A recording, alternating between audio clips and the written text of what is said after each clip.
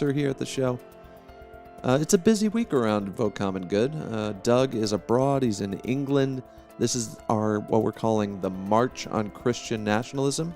So he's at an international symposium on Christian nationalism, where people from around the world have gathered to talk about the growing threat of Christian nationalism in their own countries, share ideas, hopefully share solutions. But we'll be bringing you some content from that in the weeks to come. Hopefully some interviews, some ideas, and should be some really good stuff. But we're not too busy to bring you some great interviews as well. So today we've got an interview we pre-recorded with Doug Pagitt and Bob Smietana. Bob is a reporter with Religion News Services.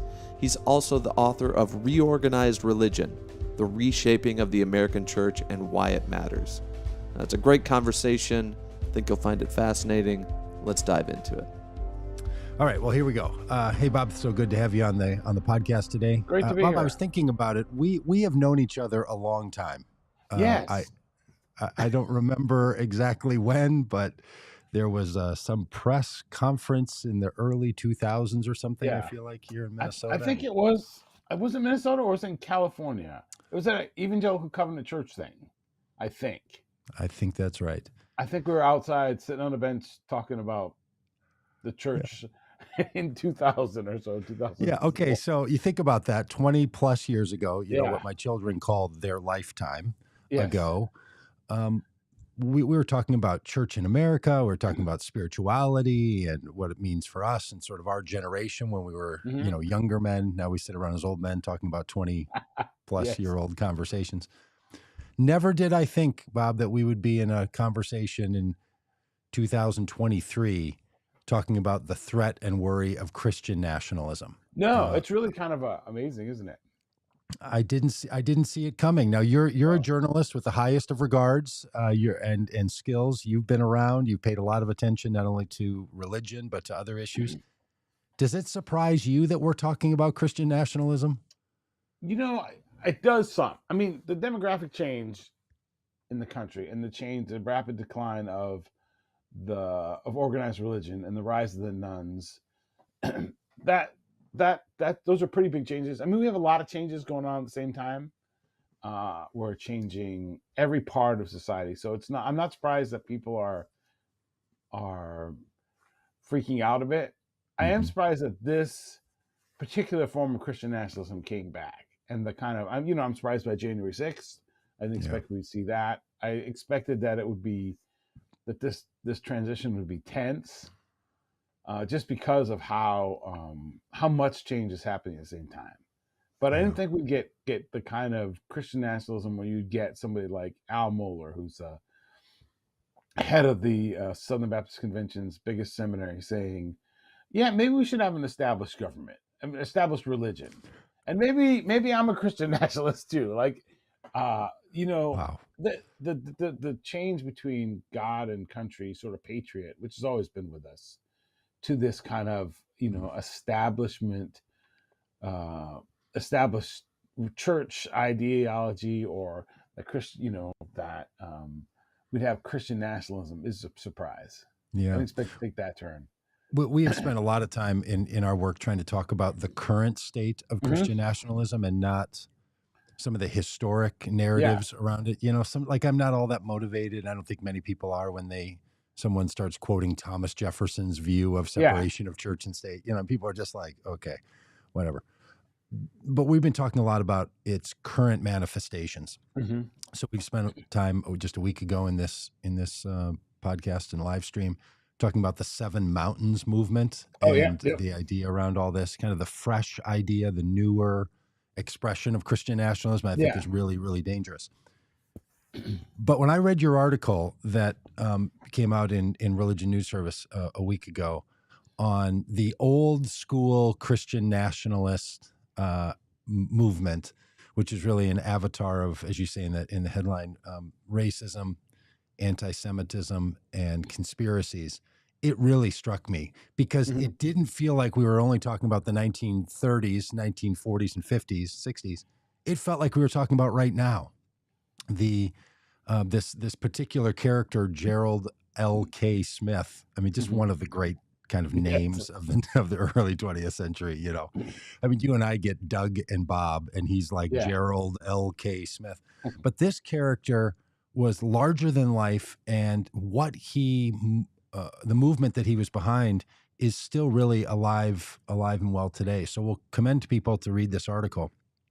As all religion news service articles are, they're readable, they're short, and really dense. Like, you get so much out of it. It's like a protein bar of news coverage. It's just fantastic. So it's not one of the longer reads, but it's just really powerful. And the links within it are something that are very eye-opening.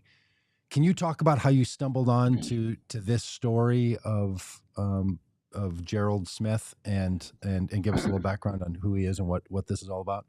Sure. So I not heard of him before, but I was in Branson, Missouri, doing a story on kind of like what we were calling comfort food Christian nationalism, which is kind of like the God and country Jesus stuff that kind of nostalgic God and country patriotism. So we were doing that story, and one place I didn't get to go is this giant, about an hour outside of Branson, is this giant Jesus statue, 65 feet tall, on top of a mountain, called Christ of the Ozarks. So I thought, it's too bad I didn't get to go there. Maybe I'll have to come back and do a story on that. And then I started reading about the guy behind it, and I thought, oh Lord, this is like the real. So I started reading about Smith. So Smith, in his old age, settled there, and built this giant statue. He built a Bible museum. There's a passion play there that's still going on. That when he started it was very anti-Semitic, and he prided himself on that. And when other kinds of passion plays, about the last week of Jesus' life, have really tried to change the kind of anti-Semitism of them, he kind of ramped it up. So I started hearing about him, started reading about him. He's really a fascinating figure. He was born in Wisconsin on a farm, became a Disciples of Christ minister, was very sharp, started working at a very young age. So he was kind of a workaholic. And then he went down to, I didn't get this much in this article, but then he went down to Louisiana to run a Disciples of Christ church, where he meets Huey Long. And if you don't know Huey Long was the senator and the governor of Louisiana. Right. Kind of had two parts. He was for the common man. He had this whole idea of the people, spread the wealth, that making sure people didn't make too much money, and basic kind of income for people. Yeah. He's kind of a populist kind of guy. A populist guy, right? Share all the money, and he was a demagogue. And when Huey Long was shot, Gerald J.K. Smith was with him, and he dies in Gerald L.K. Smith's arms. It's fascinating. And then Smith tries to take up the kind of reins of this, but he doesn't get anywhere in this. And he finally is trying to figure out how he can become popular and influential, and stumbles on Christian nationalism. And he and Father Coughlin, I don't know if you know Father Coughlin, Coughlin from Detroit, radio preacher, anti-Semitic. They were sort of sometimes allies, sometimes rivals, but kind of co-belligerents in this kind of. Anyway. So what he discovered on is this mix of anti-communism, anti-Semitism, and racism, that all wrapped up in kind of a Christian, the cross and the flag, and he just became his thing. He did that. He ran a magazine called The Cross and the Flag for years. He ran for president. He ran for senator. He had a huge mailing list. But he had this. What he really did was take kind of regular themes of God and country, right? So Jesus and Americanism, he would have called it. And then they decided who were the enemies of that. Well, Jews were the enemies. He was a big Jewish conspiracy theorist. He was a segregationist, so blacks were the enemies, and immigrants were the enemies. And so it wasn't just the God and country stuff that says it was you have to love God and country, and anyone who is not like us is the enemy. It's that kind of other part of it that really got my attention. Yeah, it's funny. After reading that article, and then I was in another presentation on Christian nationalism with a group of leaders. Somebody made this presentation around how extremism happens, and she had this really insightful narrative where she said, every society has an us and them, Mhm. And every society has some version of us versus them. There's Yeah. competition for ideas. But when things move extremist is when a group moves to us or them. Yeah. When our existence is dependent on their lack of existence, or our power is in only possible when they are completely removed Mhm. from the power structure. And you have this great opening line in the article that reads, "The Reverend Gerald L.K. Smith loved Jesus so much he built a 7-story statue on the top of an Ozark Yeah. mountain to honor his savior. Smith loved America too, but he despised many of his fellow Americans, especially those who were Black, Jewish, or immigrant." And you're not putting words in the guy's mouth. I mean, he has this piece that you link to called "The Cross and the Flag: The 10 Essentials of Christian Nationalism," which I guess was reprinted at his death in the 1960s. But man, this thing is not only a manifesto of Christian nationalism, it shockingly sounds an awful lot like the MAGA movement of today. Yeah, there's a Going lot of after, overlap, right? There's a lot of yeah, I overlap mean, there. from America First to immigration, this kind of racism that makes it seem like what you want is the best for all races by there being less mingling between the two. The attacks on the deep state. I mean, the enemies of America. Anybody who opposes us is an enemy. I mean, all these things that some of us just see so readily available today. And then to find out that it's all rooted in this narrative of Christian nationalism that, much again like today, was not hidden. It was No.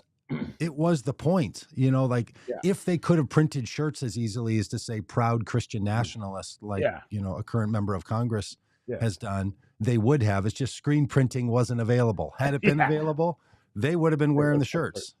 Yeah, no, they're amazing. What's really amazing is that Smith sort of remains. I mean, he was seen as this hateful guy, but he wasn't completely ostracized. He ran for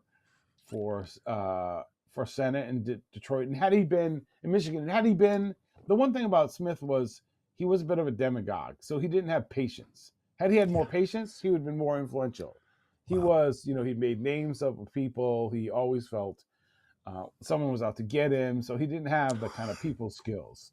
So you're saying there's a guy who didn't have people skills, was not very accommodating, and made nicknames for people? I can't imagine someone like that doing well in politics. Yes, no, it sounds. If you read this book called, what's fascinating is this book called that Glenn Jensen did, is a historian at the University of Wisconsin, did about him, called Minister of Hate, which it's in the 80s, and so it's kind of it's not nostalgic, but it's like, well, this guy, sort of faded from sight, and isn't it, he's very hateful, and he did all these things, but we've passed that. And it's really remarkable to read it now and go, no, this sounds really familiar. Yeah, I remember hearing about him and even speaking of him in seminary. He was one of the characters when you sort of do American 20th century religious movement. And having a conversation that basically was something like, boy, we really dodged a bullet on that one. Yeah. The way we thought about a lot of the Southern segregationist movements, like, boy, I mean, that was a close call. Good thing we dodged that one.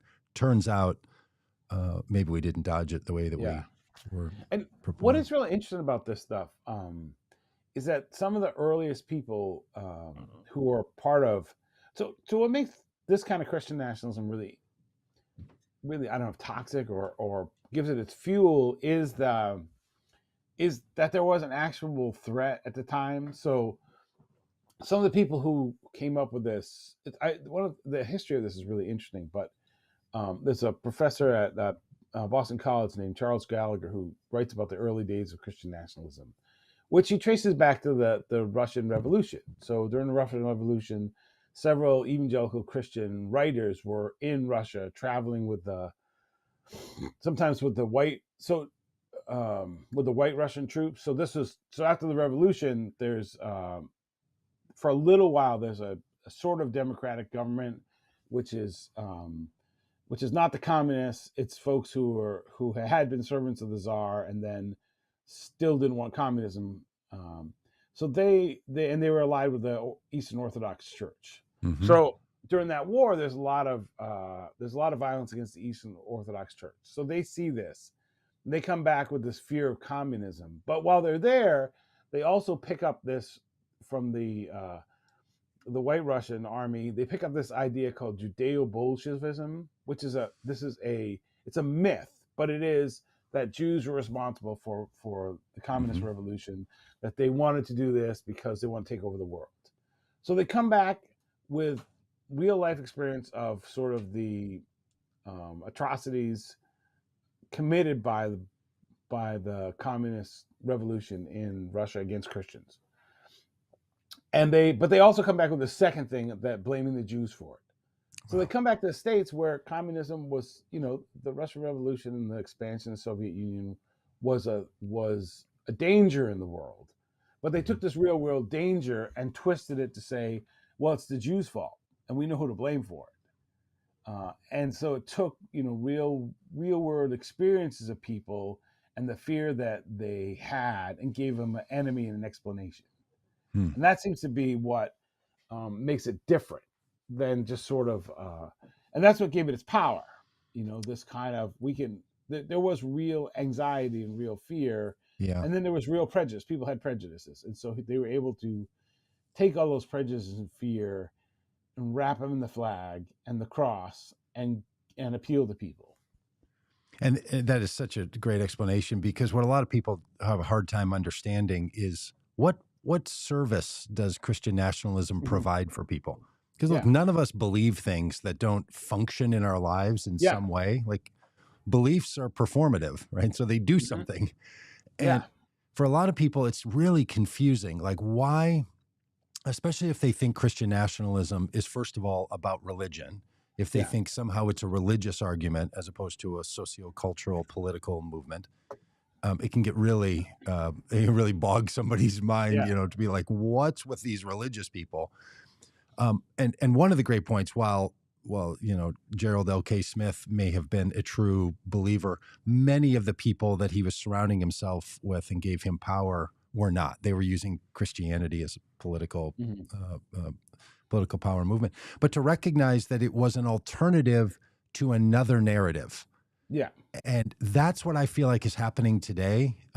Religion News Service has also done some great articles on what's happening in Idaho right now. And Jack Jenkins was there, read his piece. And you realize that people who talk about Christian nationalism in a kind of way where they're making up towns that are going to be centered around a Christian nationalist narrative, they're doing it because it's in service of a particular way they want to live in the world that they think and are purporting to others is a better way. Maybe not quite a utopian way, but it gets a little bit of that utopianism in there, a little bit of like, this is the ultimate goal and America is progressing toward this. And a lot of us are like, no, America, and less other nations, need to march away from these ideas. They're advocating that this is following Christian nationalist notions and ideas and establishment of religion as an operating form for the government is a sign of progress. That's what we've been trying to get up to. Yeah, no, it's really interesting, and there is a kind of it's the idea that their group is under threat, and because it's under threat, that all the normal rules don't apply anymore. There's a professor out in Oregon who was telling me about a concept called participatory anti-democracy, which I think is super helpful in understanding this kind of thing. So there's two parts of it. One, that these folks were really good at the Christianity part. They really using the Christian language for they had ethnic and social goals for it, but they were really good with all the language. And I think that gets missed sometimes, that the Christian language of this and framing of this is important. It's used. That's why they can have bigger audiences. So Father Coughlin in the early part of the 20th century had huge audiences because he was a priest who could speak to the common people in a language they understood, in a Christianity that they sort of aspired to. But then he would say, well, these enemies are against this. And so Yeah. They used the aspirational power of Christianity to get what he wanted is the aspirational power of Christianity to empower people to do anti-democratic things, to ignore the rules, to take over and then enforce their way of life on other people. Even if you couldn't win at the ballot box, these things were such a threat that we had to take over. So that's where we see it's really kind of similar to today. It's that anti-democracy, but it's participatory, enthusiastic participatory anti-democracy. Yeah, and it's so often pitched as, "Hey, we don't want to have to do this. In fact, we're the victims in this. Like, poor us that we have to use violence or rhetoric or other things to, because we just have a higher calling that we're protecting." This is. I mean, and look, any good social political movement that wants to take over a society is going to use this. These things are not unique to Christian nationalism. They haven't come up with it. It's just what you do when you're trying to move to eliminate some people's power for your own. And there's a little bit of this in just our political, we are in America, we're comfortable sneaking up to these lines with a lot of take America back language that happens all around the system. And rarely is someone's big political, push like, let's make sure that everybody's voice is a little more heard. It doesn't tend to including the Christian nationalists. Like, there are fellow citizens and our family members as well. It's normally something was ours, someone took it, we're going to get it back, and there becomes this power dominance that's afoot. But these folks are up to it in a way that has all the features of violence, because if you can baptize it with some call of the Almighty or something beyond politics or even beyond kind of civic conversation, something of a higher calling, you're really onto something. There's a great book that I mentioned in the story called "The Forgotten Nazis of Copley Square." It's about followers of Father Coughlin in the 40s who they got at that time you could buy basically surplus military weapons. If you had an NRA card, you could just buy them. You could buy rifles and machine guns and stuff through the mail. They deliver to your house. So they bought a bunch of this stuff and they start training, and they wanted to start a revolution. What they wanted to do was, because they were convinced that Jews and communists were taking over the country. So they wanted to attack a bunch of Jewish places, thinking that Jews and their allies would rise up and then they would come to the scene and put them down and take over the country. They didn't get very far because the FBI caught them out there, but they had Nazis in their group. But in 1940, there was a trial. It didn't go very far because basically public opinion was that the federal government in investigating these folks had overstepped, and then the Catholic Church and other leaders were very adamant that this was not religious, even though they were followers of religious leader. Even though religion was the center of it, they were like, this is not religious. This is just a bunch of crackpots. But they were plotting a takeover. But one of the reasons I did this story is I was trying to figure out what is it about Christian nationalism that is the worrisome part, right? What is the part that makes it different? Because if you look at Christian nationalism in general, there are a lot of Black Americans who have a patriotic view of America and God and country stuff. There are lots of people who have this. What makes this fuels this particular kind is we are under siege. They are the enemies, and it often is correlated with anti-Semitism, racism, anti-immigrant.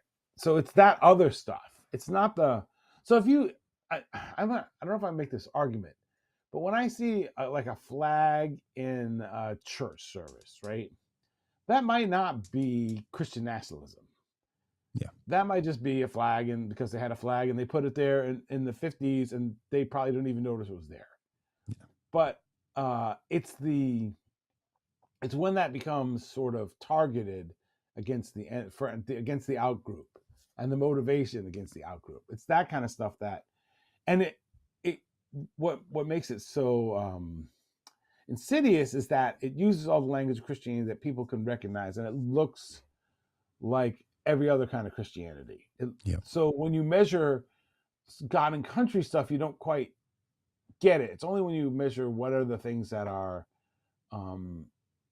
that those folks who have those beliefs are doing, or their views about other people, that you get at it. And I understand how you have to measure the Christian stuff because that's an essential part of it, but that's like one factor of it. Yeah, that's right.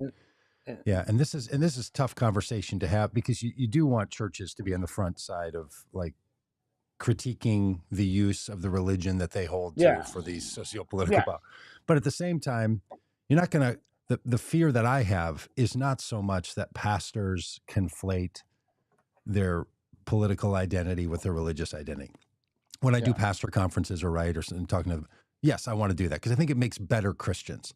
But it's not profoundly dangerous in the way that when the government takes on religion and utilizes it, because we choose in this country to grant to our government as a collective the power to do things that other parts of our government can't, that other parts of our society can't do, right? You can take your liberties and do things, and we have a whole other set of categories. And when those worlds mix, and I do want to ask you about your second article, and this one that we're talking about today, this great article that people should look at. I mean, this is week old news, in the news business, right, Bob? This is a week old. Just today or yesterday, you released this other article about J. Edgar Hoover during much of the same period of time, who became very conflated with Christian nationalism in a whole other way. So I want to get to that in a minute. But in this article, the one we're talking about today with Gerald L.K. Smith, you have this great line that I want to quote back to you. You write, "While Smith's name is mostly forgotten, his ideas and strategies that he used to promote them still haunt America today. For hardcore Christian nationalists, new and old, the enemies list has often included Jews, Black Americans, immigrants, progressives, often labeled as Marxists. I can assure you that goes on today. I am regularly accused of, and need to answer the question, are you or are you not a Marxist? You have a Black Lives Matter branding at events that we do for Vote Common Good, in my own yard. And truly, people who I otherwise, have normal interactions with are absolutely convinced that I'm not only a Marxist, I am actively pursuing the demise of the United States of America. The idea that from 1936, the fear of communism has just moved forward in this non-identical repetition way to 2023 is truly remarkable. These talking points have never gone away. What I do think has changed is it's not quite as popular to say that you're for segregation of races, or that you're against a group of people like the Jews. I mean, immigrants for sure, we should be against that, unless they're roofing your house, and then they're just hardworking folks. But if they're not in the country, some of those things are less spoken out loud. Yeah, but they're still alive and well. And when you've gotten response from this article or other things that you've done around this with religious leaders, what do you hear? Are they like I was 20 years ago, where I'm like, look, Christian nationalism, yes, it's real, but it's obscure.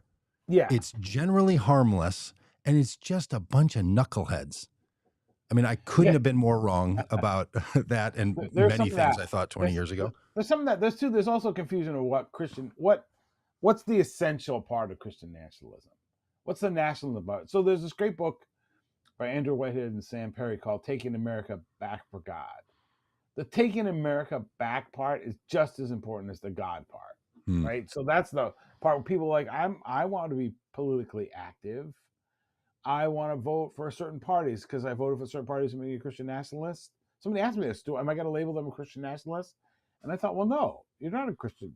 And if you look at this party, there's even the PRI data, the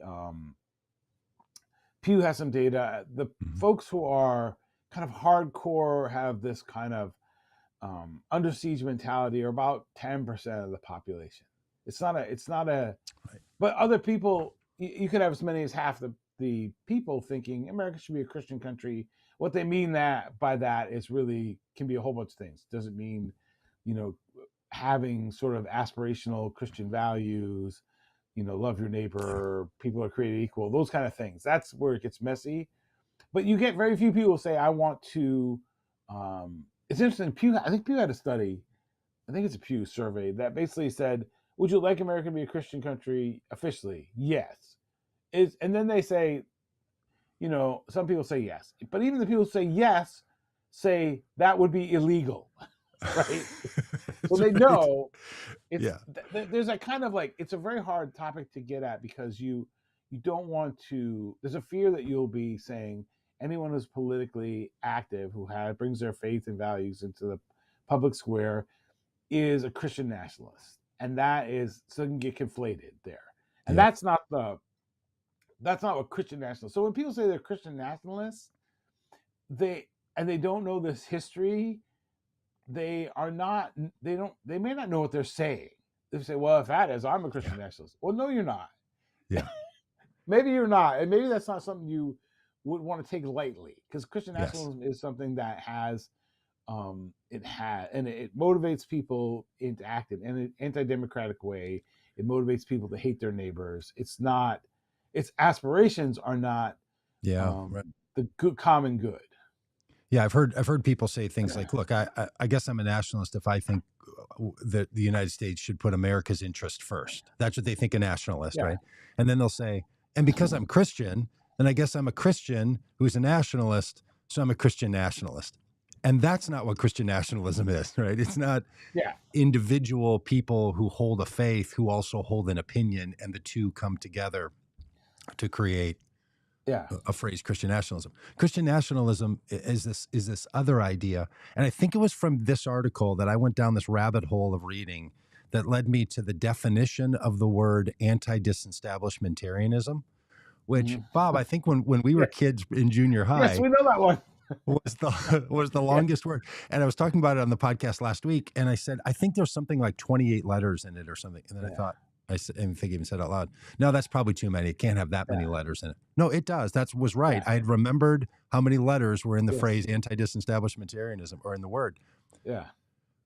I didn't know what it meant. I had no idea. Yeah. So I look it up, and it's a little complicated, but the establishment of religion in a government was something that happened in England. It was an English movement to stop the establishment of an official religion. So disestablishment was to separate. So anti-disestablishment there would be people who are pro the double negative.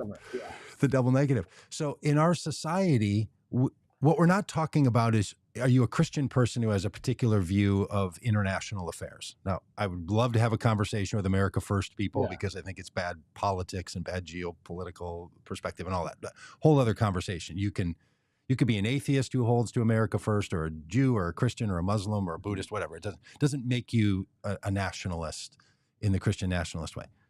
But the establishment of religion as an official action, that is something that we haven't really dealt with in this country firmly. Like, to a lot of people, it's still up for grabs, that plays out in 10 Commandments in courtrooms.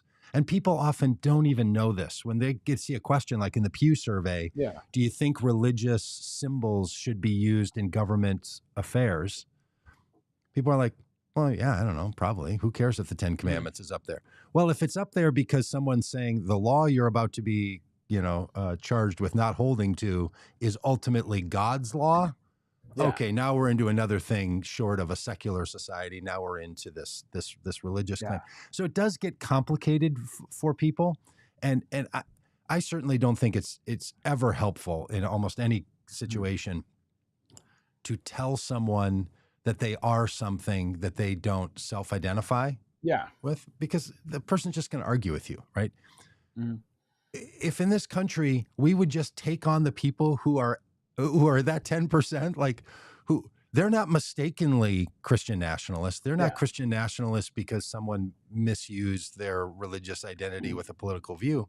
No, they're like, we think they're like Gerald L.K. Smith, and they're like J. Edgar Hoover and other people that apparently use abbreviations, in their names.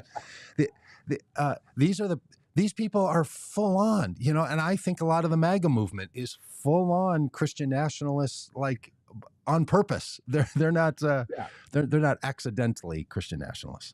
Yeah, I was at one of these big, Take America Back for God events, and it was a Christian revival, so they were doing baptisms out back and the whole 9 yards. And I'm like, what are you calling people for? What are they being converted to? But here's the really interesting part about all this is, I don't know if it's interesting. It's interesting as a reporter.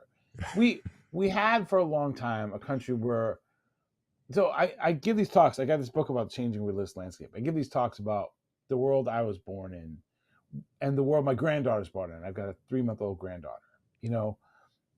World I was born in 1965. So that's not that long ago, right? World is mostly America's mostly Christian, and mostly Protestant, right? The men are in charge. The nuclear family is the center of life, and going to church is what good people do, right? Yeah. So there's a civil religion that permeates the culture. We didn't have established religion. We had a civil religion, and a civil religion was a kind of generic Christian-ish, and sometimes Judeo-Christian, right?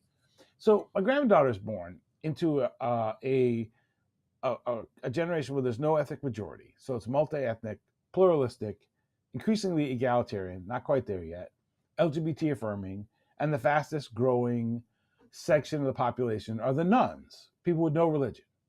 So, and if you look at the future America, Pew Religion had these great projections based solely on birth rates, death rates, and people switching religions. So by 2070, less than half Americans are going to be Christian or identify as Christian. So how do you apply? And American ideals are born in this world where there's no established religion, but the civil religion is Christianity. So how do you transition from a country where you have this influential civil religion to one where not everyone supports that civil religion anymore? There's a move now to make that an established religion. That's really powerful. If you take the 55 years, 50 plus years between your birth, your granddaughter, you can see these changes. Curiously, you go from 1965, your year of birth, you go back 50 or 60 years, and you're in 1910, maybe 1900. The America of today looks a lot more like the America of 1910 and 1920. Predominantly immigrant, not a single class of people. Religion was really on the decline. The reason there was a fundamentalist movement in the 1910s and 1920s was because people weren't going to church. Right? Churches were ethnic enclaves, almost in the language of wherever the immigrants came from. So once a second generation of people were engaged in speaking English, they weren't going. Sunday school wasn't teaching religion; it was teaching English, right? So you had this world in the 1920s and 1930s, and that was coming out of a period where it wasn't clear who America was. That group was 60 years past a civil war, right? So you take these like 50-year segments, and it turns out this period from whatever post-war, 1945 to 1965, that 20 years, was the unique moment in America, right? Where religion was on the rebound, churches were being built all over in these expanding suburbs. The movement of the government was to try to establish religion and give it more power than it had ever had before. There was a movement to give. So what's kind of happening here, by this little theory that I have, and most people by this point are bored to death when I start rattling on about these theories, right? They're like, okay, Mr. Conspiracy Theorist. I think what's happening is that there's a movement who says from 1900 to 1965, we saw a movement to greater power of religion in America. We're now in a declining moment of religion comparatively, probably still higher than 1910, but comparatively. And what we want to see over the next 50 years is a rise and an increase. So when you listen to the political leaders of today, that's what they're talking about. It's not only a take back or go back in time, it's how do we project a future in which religion sees prominence and government sees prominence with its religious identity, like we saw in the 20th century. So what they want to do is repeat that movement of a period of decline, almost like an inhale and an exhale. So the people I listen to who are talking about all this, they're like, look, no, we're not talking about going back to the 1920s. We're in the 1920s. Yeah. We want a future that's more like this move, because we think these are parts of movements of God that happen in 50 and 60 year cycles, right? This is their mentality.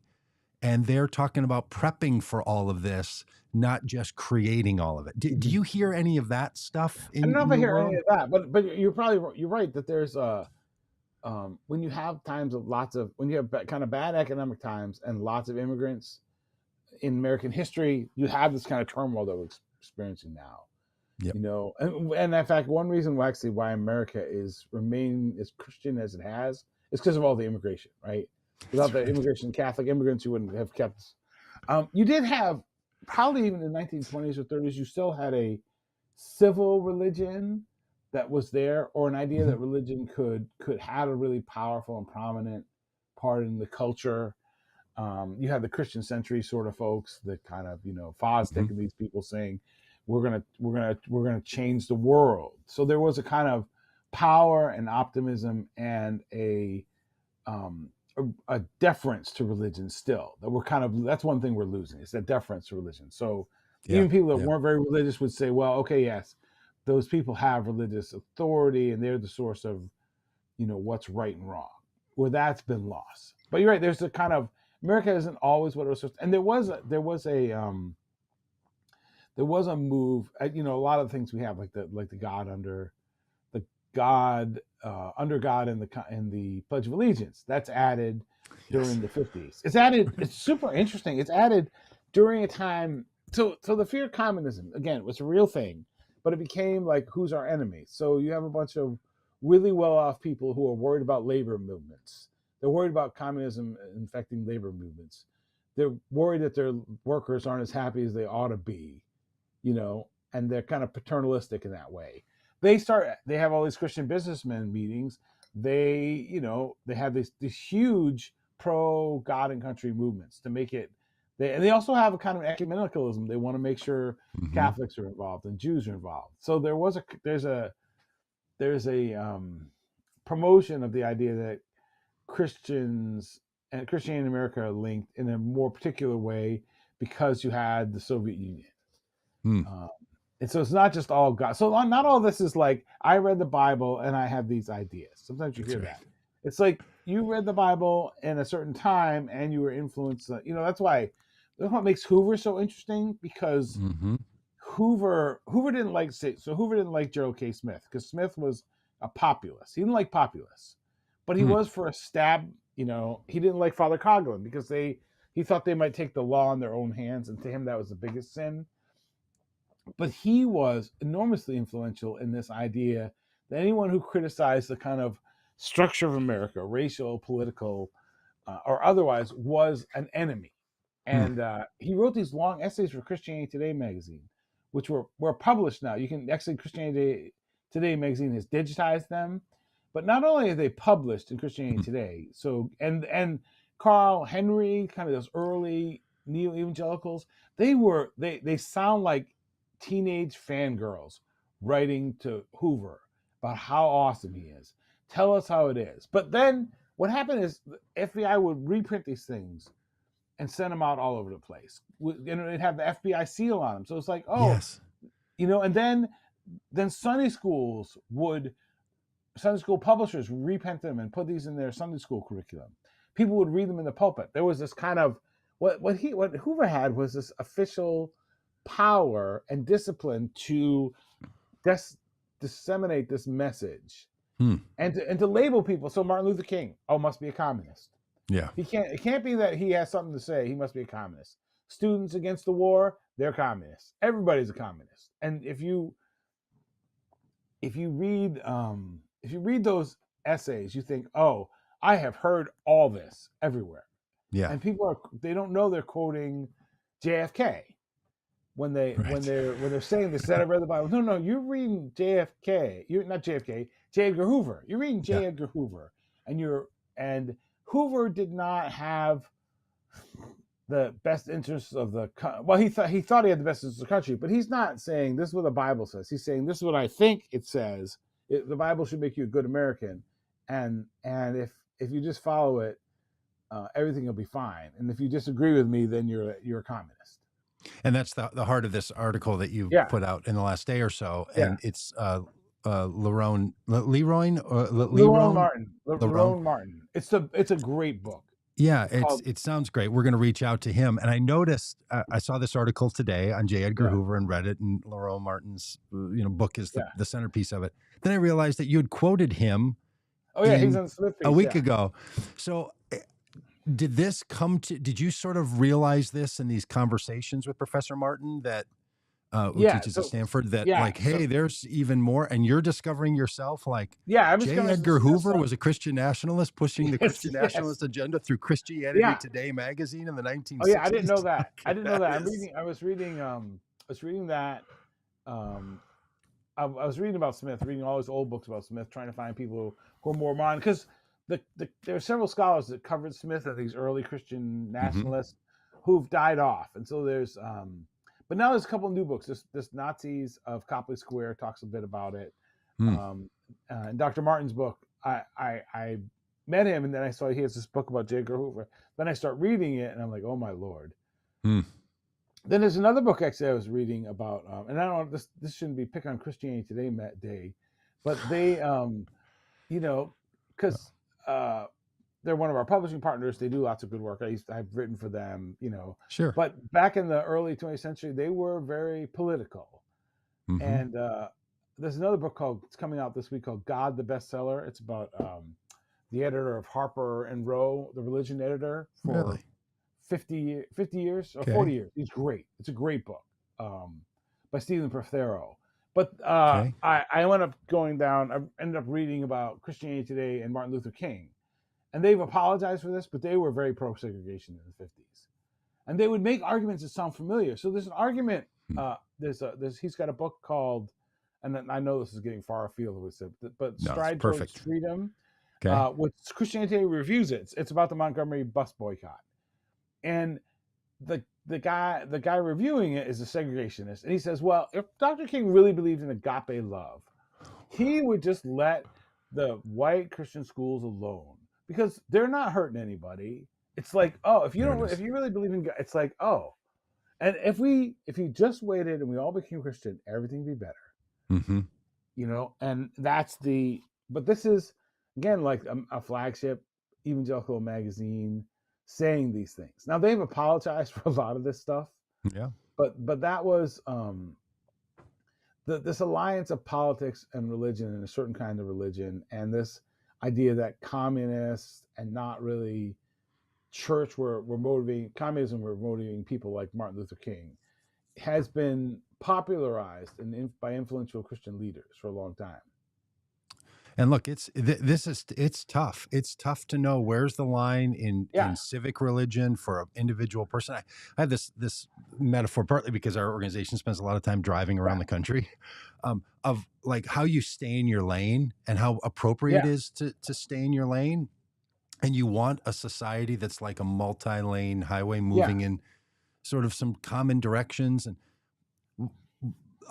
the vehicle that I drive now has this lane warning system if you start to drift over the lane, has a little camera that looks at the lines, and buzzes the steering wheel and even kind of corrects the vehicle, kind of pulls it back over, right? That's a great metaphor. We should have built into our religious and political systems these little warning times. And look, sometimes we drift over a line, and it happens. And then you come back, and we should be careful not to overly punish ourselves or others for going the wrong way. Yesterday, I was driving in Minneapolis, where we love our one-way streets in Minneapolis. It's one of our ways that we manage traffic, right? And a poor guy, because it was snowing, was coming the wrong way down a one-way. Happens a lot. And this time it was an accident. Some of the teenagers do it for fun, but this time it was an accident. And everybody around just kind of moved over. People were honking and had their hands out of the way. No one was calling names of this person and sort of insulting him, or no one wanted him to be arrested. They realized made a terrible mistake, was coming the wrong way, or someone's drifted over a line. You give them a little toot on your horn. You don't have to throw your hands up and scream, "What's wrong with you? What kind of person would you?" And in society, sometimes we get religion and politics wrong, right? Mm-hmm. Christianity Today, I would say, did in the 1950s. I don't know. I probably have. Somebody could probably go back through all my stuff and be like, "Hey, fella, here's." So what you want to do is then take the warning, make the correction, and say, "This is the place I want to be," right? This is the lane I want to be in. So we need a way in which we don't blow up every relationship because someone has a wrong notion and idea about religion and God. Because what I've learned in years, and you as a religion reporter probably know this better, we all have really bad ideas about religion, God, humanity, and civilization, right? Like, just not totally sure what they all are. And when somebody brings them up later and you're like, well, you're right about that one. So we need a way to correct as a society without essentially revoking people's driver's license, right? Like that extreme level. Sometimes if someone just can't stay in their lane or they can't see them, we say you don't get to have a driver's license.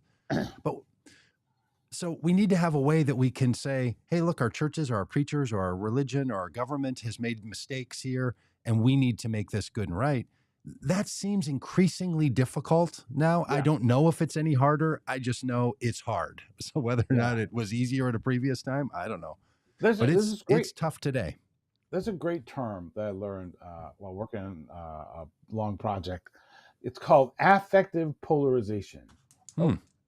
And I'd never heard of it before, but basically it's the idea. It's the idea that it's related to the big sort. So in American culture, we have this thing called the big sort, where people increasingly want to live near, associate with, work with, go to church with people who look like them, vote like them, think like them, buy the same things they do, right? Have the same. There's kind of the sociologist named Liliana Mason from Johns Hopkins called mega identities, right? So even though as we're more diverse and more connected, we're more siloed into these stacking identities. So if you tell me how you voted, I could probably tell you where do you go to church and whether you like NASCAR or not, right? So, but the way you get things done in that kind of world is by in-group, out-group things. You say, oh, I can't get along with that group because they're the enemy, so they can't have a good idea. Right. Because if they have a good idea, then I'm going to be siding with the enemy.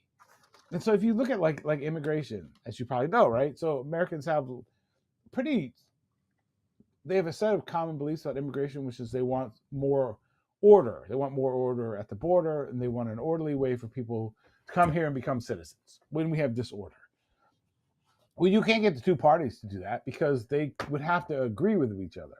And your identity is linked to whether or not you stick with the tribe, not whether or not you get what's good for you done. Like, and when it says why it's called affective polarization, it's about feelings. It's about how you feel about yourself and the other group, not about the ideas. Nice. So it's a hard time. And like, there's been so much change. I don't think people realize like how much change the world has gone through in the last 30, 40 years.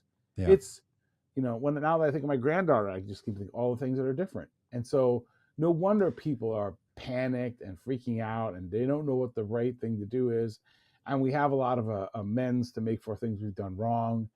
And in that chaos, it's harder to help people keep their heads. Yeah. What they do is turn on each other. So we see that in churches, we see that in politics, we see that just in our neighborhoods and our families. It's so much, it's so much easier to turn on people. Yeah. And there's a great proverb that I like. It comes from Star Trek. It says that only a fool fights in a burning house. Nice. I love it. But we have a burning house. What do we need to do, right? So we're in a crisis. The idea is that you're in a crisis. What do? You want to you want to address the crisis. The house is on fire. You don't argue with each other. You try and put out the fire. Nice. And rebuild. Yeah, we have this little taxonomy around our work that people as a whole, but especially Americans, love a narrative that has heroes, villains, and victims. And you rarely identify yourself as the villain. And if you do, then it's always in the past. Like I used to be a villain, but now I'm a hero for undoing my villainy. Yeah. And your opponents are often seen only as villains, where you're the hero or the victim. And you're the best kind if you're a victim who then rises above and becomes the hero and defends other victims, right? So this becomes the operative narrative in our world, and which I think is part of what you're describing, right? Yeah. There's an alternative narrative, which is the sojourn narrative or the immigrant narrative, that we're all moving as society, humanity, into a new period of time, into a new land that has a new way of being. And we all have to learn how to live in this new reality. And in that world, you don't have heroes, villains, and victims. You have people who do great things, people who do dastardly things, and people who are impacted by all of that. But we're all participants in that, right? Yeah. So that old phrase, from this great poem, we're just trying to walk each other home at night, right? Yeah. Like we're trying to get to this new place. Even the suggestion that how we should approach society, how we should approach religion and politics and religion is as common sojourners who are moving into a land that we don't know what it's going to be like there. And we're all going to do heroic things and villainous things and be impacted by it. That's even seen as suspect. People are like, okay, don't bring all your little hippie talk around here. We got real problems, right? Like that even gets attacked as a villainous narrative. But I think it's more true, and it's the way that, but that doesn't mean it's soft and easy and all the rest. It means it's real. Like we have to find a way to survive and not only have the concept of in-group and threat group. Yeah. And that's why you get somebody like Smith who would come along and say, well, no, really that, Dog Pagitt and his hippie talk is really communist trying to change what. No. Bob went away, shut down by the government. I don't know what happened. Don't know what just happened right there, but Bob just fell off. It was not me because he started, attacking my hippie talk. I'm guessing he might pop back on here in a minute, but or maybe his battery went dead. This is something that happens to us in the Common Good podcast. People, say like, oh, I've got, 35% left on my battery on my device. It should be fine. And then they get into our little web. Oh, and we just keep going, baby. We just, we're at 57 minutes already on this part of the interview, and the battery just can't hold up. All right, so here's I'll show you again this article, Old School Christian Nationalism and Avatar, Past and Present. All right, here comes Bob coming back in. Right, yeah, hey, no, it just decided. Welcome back. I just kept babbling, and I said sometimes we just drive people's batteries into failure. Is that what happened there? Did a battery? No, it just Mike. Apparently my thing just said, Oh, anyway, Smith wouldn't believe this. He'd say, no, you don't want to go to that new land. We're going to stay in the way we were, and anyone else who's undermined. And that's that's exactly right. In that new land, you have to figure out what it's going to be like. And that's harder to accept. And that's where you saw the Unite the Right rally. The reason that phrase, that chanting phrase that many of us will still remember from 4 or 5 years ago, they will not replace us. Yes. That's another narrative about what the future is going to look like, right? So these are always narratives about the future, right? We're always talking about what's it going to be and how can we live. And one narrative is they will not replace us. Yes. Another narrative is we will live with them together. And then, those are just fundamentally different narratives. Yeah. And Christian nationalism and a lot of movements are really the contrast to it. Let me just ask you one more thing, Bob, because you have your finger on this. One of the critiques that people bring about politics in America, and I adhere to this critique, one primary political party, the Republicans, over-identify with religion.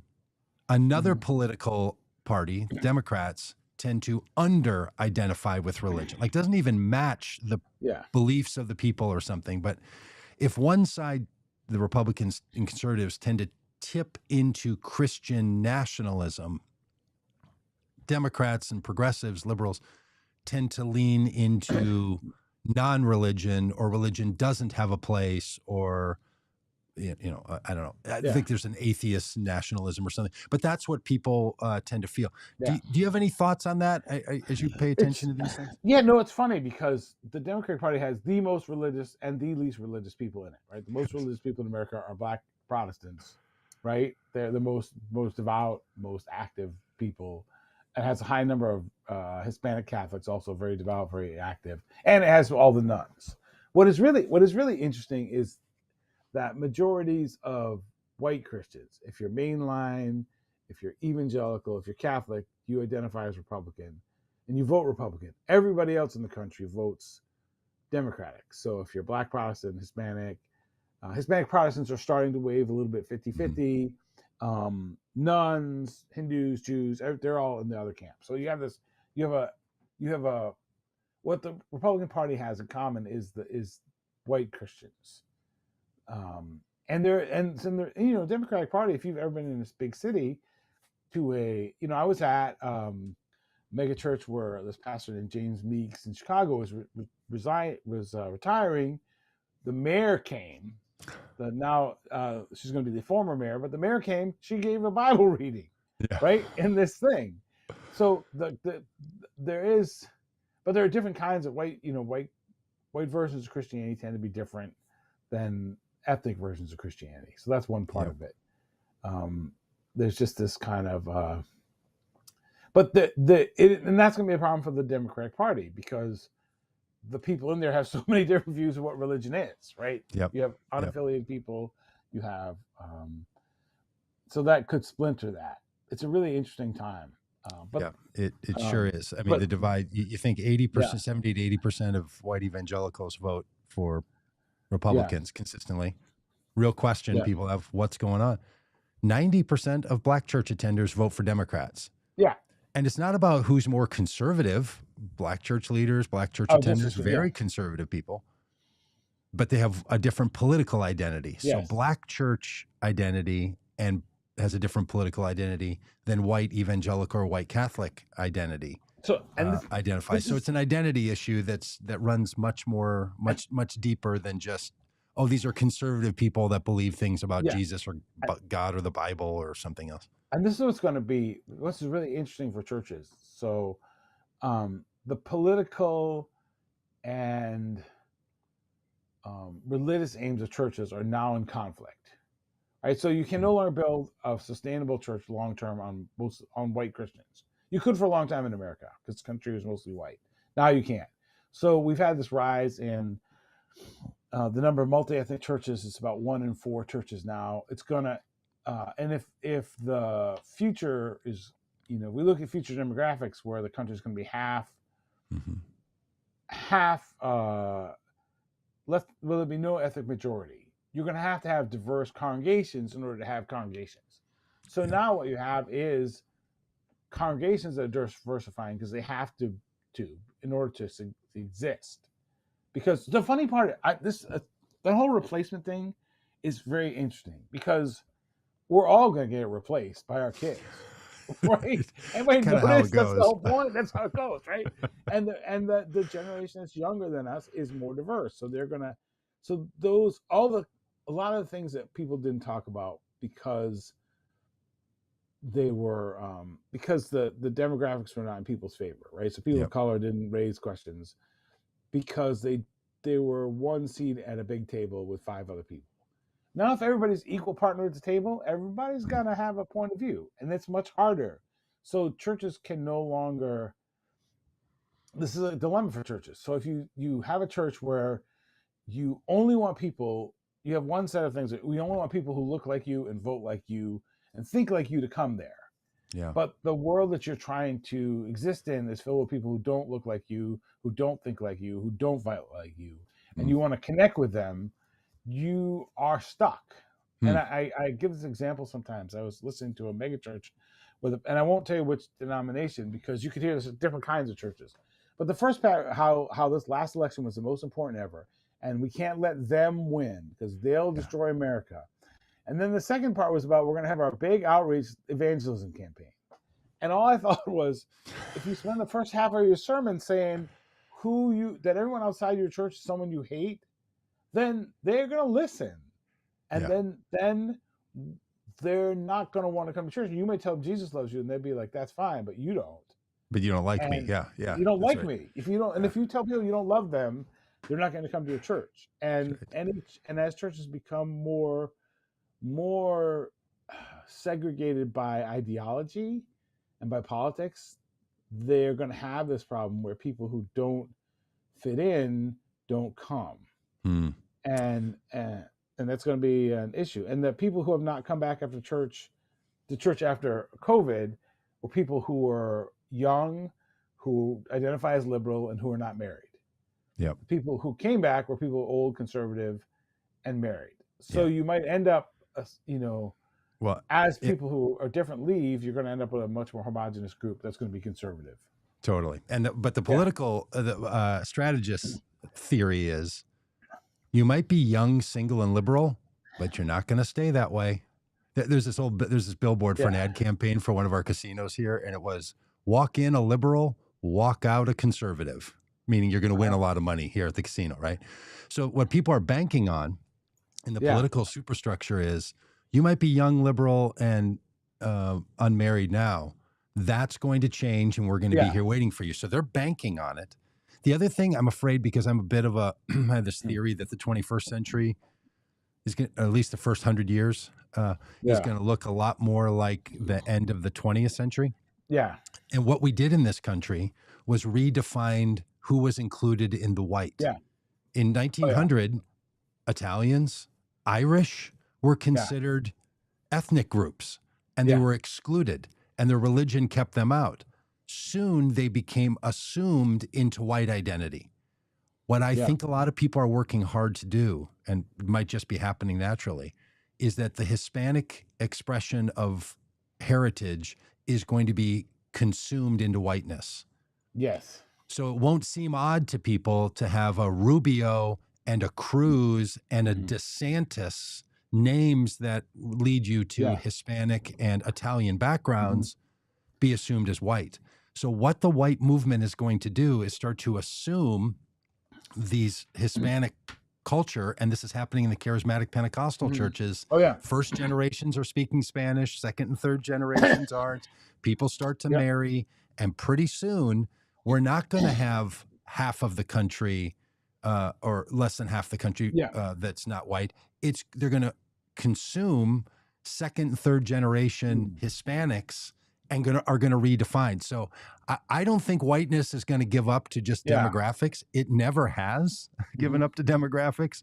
It has redefined itself. So I think that's something that's afoot, and I see it happening a lot with church leaders, that there's really a white church expression that I don't think it's true within the black church. I think that's different, and any immigrant expression of church and you're going to have more multiracial weddings, multiracial families. So they're going to muddy. Not muddy. Muddy's the wrong word. They're going to make these categories less clear. Yes. Right. Who is but I think still, if you as churches pursue their political aims, they're going to have conflict with their religious aim, which is to kind of get everyone in. Right. That those two things are not compatible. So there's going to be a lot of redefinition that goes on, in a multiracial world, you can't exist by telling people they're not wanted, whoever they are. Yes. And so anyway, so there's a lot happening in some of the multi-ethnic church movements are something more than they're not Jesse Jackson's Rainbow Coalition. So what I'm getting at, right? Yeah. They're multi-ethnic is, for some people's lived expression is, this is the new version of a white church, right? And I'm not critiquing them at all. I'm just sort of describing what I think is happening, and that becomes normative. So you get somewhere it hits a tipping point, and you're the expert on these sociological religious movements. It'll hit a tipping point where it's just going to be normative for people to be like, yeah, we have a lot of people from their grandparents came from a lot of places. They were Yes. born here, Yes. and therefore Yeah. they assume into whiteness. And that's a Yeah. battle happening in society too, about how long someone keeps a non-white identity. Yeah. I mean, this is just really complicated stuff, right? Oh yeah, And no, it's really complicated. And then you're going to have then you have this whole kind of interesting, I don't know if it's backlash or reaction that people all of a sudden got in large enough numbers of different. We have enough diversity for people to say we're not just sitting here. We're going to talk about what this all means and how it's going to work. And when your table is 5 people who are peers, the conversation is very different. And so that's why you've had this really interesting exodus of people out of mostly white spaces because they wanted to be something more than people sitting next to each other from different backgrounds. Yes.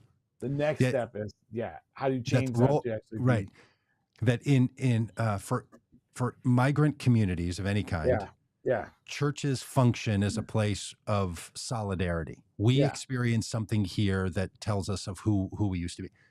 The role of a lot of churches is going to be, this is a place that helps you to break out of your singular ethnic identity. Yeah.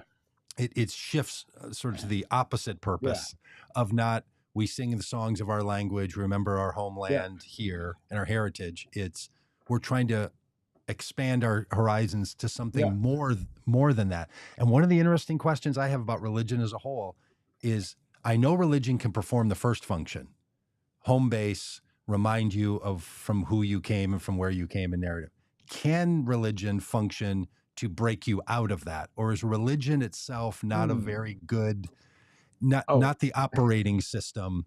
It's like one of those cups at the hotel that you get and it says, don't put this in the microwave. You know, like there's cups for the microwave. Is religion the kind of thing that doesn't go in the microwave of change and expanding your religion? Is it just going to melt in that environment? I don't know. So religion is only good as people that are in it.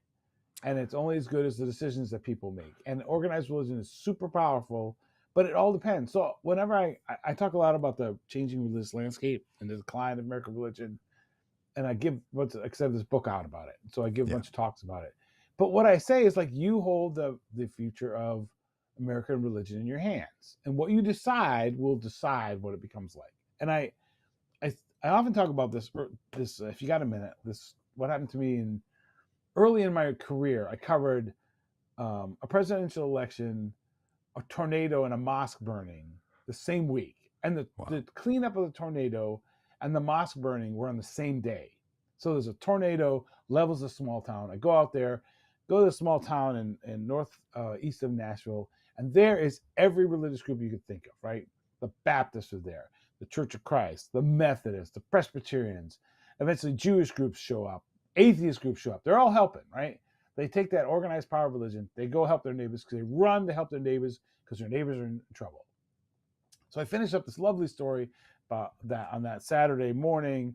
Everybody's trying to help their neighbors. And there's a Hispanic church that got leveled. So the folks from the Church of Christ, who are pretty, theologically are standoffish. They're like, hey, we got to take all the stuff to that neighborhood because our neighbors are in trouble. We need to help, right? So I leave there. I'm driving home. I get a call from our neighbor who goes, somebody burned down the mosque in Columbia, Tennessee. Go down there. So I drive down. So I file my story at a McDonald's, right? And I send it off. And it's a very lovely story about all this people, goodwill by organized religion. And I go down and there's a mosque, a little storefront mosque that's still smoldering. It's been burned down by people saying in there. And it says, right, white power, we run the world on top of it.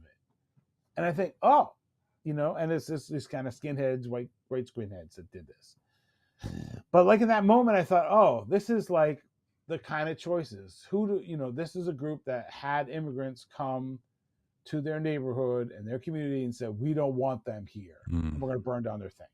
And in the world we're in right now, that's the kind of choices that people have to make. Who do you want to be? Do you want to be the people who say, our neighbors are here, we want to love them, and if they're in trouble, we want to run to them and make our world a better place, make the world less awful, is the way I try and describe it. Or do you want to say, hey, we're threatened, and let's make it worse, and make sure we When the world gets worse, we survive.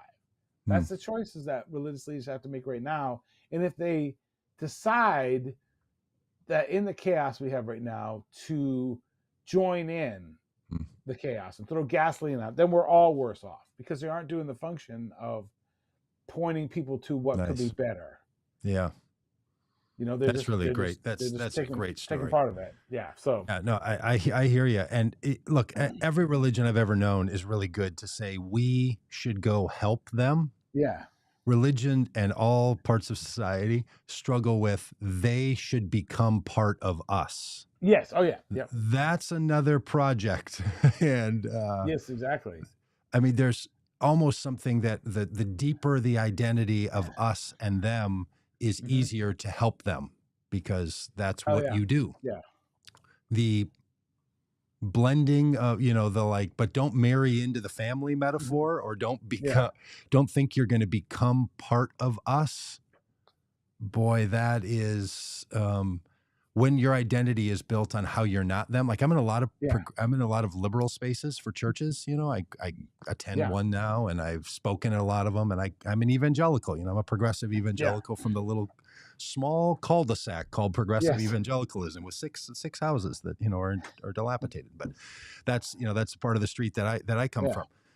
And in these progressive, like mainline churches, the way they talk about evangelicals still today is just, it's amazing. Like, I was at one and they're going to have a progressive evangelical author come in and give a talk. And the person announcing is like, okay, so this person comes from a progressive evangelical background, which is a real thing, but it'll be okay that you come and listen to him. Like basically having to say, and I'm like, really? Like that divide is equally as deep. Yeah. You know, it's not as deep as Christian nationalist ideas of trying to keep out other races, but there's just an identity that is framed by who we are in reference to who we're not. And then we should be kind and even welcoming. Yeah. And it would be good for you to listen to is really different than someone who says, hey, we'd love for you to become part of this. And that's what I don't know if religion is capable of doing as an organizing principle. I don't know if any part of society that's capable of doing that. Politics certainly isn't. I spend a lot of time in politics. It's like, there are a lot of there are examples of this. It is really the hard part though, like it's the people who have these religious ideas. I don't know if you remember the whole uproar when some immigrants were sent to Martha's Vineyard. Oh yeah. Right. Yeah. So one of the really interesting parts of that is that because Martha's Vineyard is an island, and off season it's an island where people can struggle economically, they have all kinds of sports services and the churches do all kinds of stuff. So the minute some people show up, the church is like, okay, this is like Tuesday, we can do this. But I ended up talking with the Unitarian pastor on Martha's Vineyard, right? Yeah. And she's doing this whole series on belonging in her church. And I'm like, oh, like she's got this one sermon called Baseball, Belonging, and Barbecue. I'm like, why are you doing a thing on belonging? She's like, because my people don't know how to belong to each other. That's the other part of American culture. Yeah. We have lost the social connections that cross-cut these things. So she's like, my people only come if I give them what they want. And the minute I don't give them, which just means, you know, they're just for us and don't talk about them. But as long as I give them, if I complicate the narrative, they want to leave. They don't know how to belong to each other. And that is another place where religion can be helpful in teaching how to people to belong to each other, right? Totally. Congregational governance, right? You got to sit in the meeting. Why do we have Robert's Rules of Order? Because they need to run church meetings with it. We need an orderly way to negotiate, to work together across differences, to heal our divides, to say we're sorry when we're wrong, to say you might be right. Religious people know how to do all these things. The question is, will you take all those skills you have and apply them to the culture, or will you decide that you want to take the divisive part? And religious people have done both, and we see the outcomes of those. But there's all these tools in religious communities to do all this stuff, but they have atrophied in American culture. Yeah, that's so well said. And as human beings, we have this heritage where we recognize we self-harm, and most violence in America happens within the family. Oh, yeah. Most violence happens among people who know each other and would even purport to care for and love each other. So our ability as human beings to self-harm, we might be the only animals that self-harm, our own bodies, our own minds, and those closest to us, also tells us being in doesn't make you safe. You know, a lot of people figured out that Robert's Rules of Order, and they're like, we're going to have a conversation before the meeting, and then we're going to have one after the meeting, and we're going to make sure that what happens during that Robert's Rules of Order doesn't win, right? Like, it's amazing. And it's like family therapists say, like, okay, you know what to do, but you got to make some decisions about how you treat each other. So all of this, I think, is just indicator that, like, being human being is really hard. And naming the things that people like you in journalism, and especially in religious journalism, help us see what's happening in religion, are so crucial to people just having awareness that certain parts of society, like religion or politics, they don't function by a different set of rules, as you were saying. They function by human ways of doing the stuff that we do, and occasionally, and more often than occasionally, we do it pretty well. No, it's Bob, really. What else are you up to over there at Religion News Service? What's coming on the horizon that we should be setting our browsers? Well, that's a good question. I'm trying. I've got a whole bunch of stuff that I'm in the hopper. I'm looking at the SBC and whether they can continue to cooperate in the future, because they do a lot of. The Southern Baptist Convention is a fascinating group because they have a lot of cooperation, right? They cooperate on missions. They have these giant mass meetings, but they have been divided by the same things. And now it's women in ministry, and whether that denomination can hold together, I have questions. Especially because they did a lot of work on passing abuse reforms. Now they have to figure out who to pay for them, how to pay for them long term. That's going to be a problem. So and then I'm trying to find interesting stories about congregations that are responding well to their communities and trying to figure out how to rebuild themselves in this difficult time. So trying to find some happy stories. Do you take submissions if people listening to this are like, hey, sure, I if you know good stories, we need some good stories, because it's not all terrible news, but there's a lot of bad news out there, and a lot of conflict, and a lot of interesting news. There's a great story actually in California I'd like to go cover. I don't know if I can, but it's a COVID-related story where the state government was using data to monitor how many people were at the congregation during the shutdown. I'm like, oh, it's a surveillance story. And I'm like, that is, and there's a big surveillance story on people using data to monitor the activity of Catholic priests to see who was using Grindr. There's a big story in the Washington Post about that. About a couple of years ago, a Catholic group bought a bunch of data and then de-atomized it to figure out where people were at. So the use of big data for and its interaction with religion is going to be super interesting, because it brings up all kinds of questions of surveillance and, you know, the phones we have in our pocket allowing people to watch us. So I guess I've always been under the assumption my life is nowhere near interesting enough that anyone's going to want to watch it. And if you could send me an ad for things I want to buy rather than the ads for all the things I see now, that's just nothing but an upside.